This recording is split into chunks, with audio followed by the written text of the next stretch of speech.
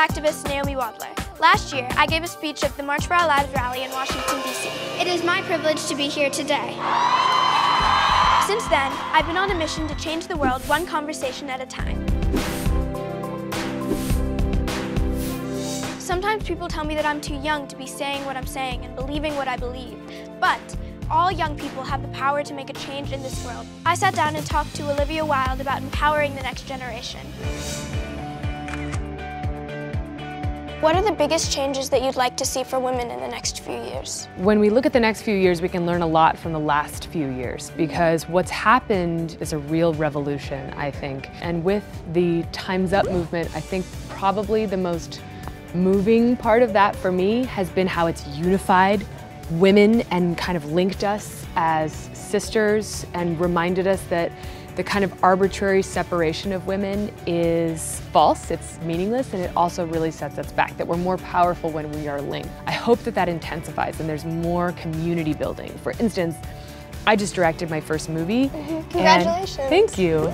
And I'm now part of this league of female directors, and there's not enough of us. So what we have to do is encourage each other to keep directing, and then figure out the other women in our community who might also want to do that but haven't found the motivation or courage to do it, and help them do it. Lift each other up. Lift each other up. I agree with you. Time's Up, which sprouted from such a terrible topic, really brought us all together, and it made us realize that there were other women who were going through similar things. Yes. When we recognize the sisterhood, we are so much more effective. What do you hope to teach your daughter about feminism? I'm really happy that my daughter, Daisy, who's 2.5, is growing up in a world where the word feminism is no longer taboo and there's no negativity connected to it. You know, even when I was little, feminism had strayed from its original meaning, and it had an energy attached to it that wasn't proactive and positive. Whereas now, I think people are understanding that feminism simply means equality. And I hope that she learns to embrace that notion and to operate in her life with the understanding that she is equal to all men and also all women, and also really embracing this very evolved state of mind that I think her generation and yours has embraced, which is that there's a fluidity when it comes to gender and there's an open-mindedness. But mostly it's our job now to create content and tell stories that inspire her and the other little kids her age to shoot for the moon. You cannot become what you can't see.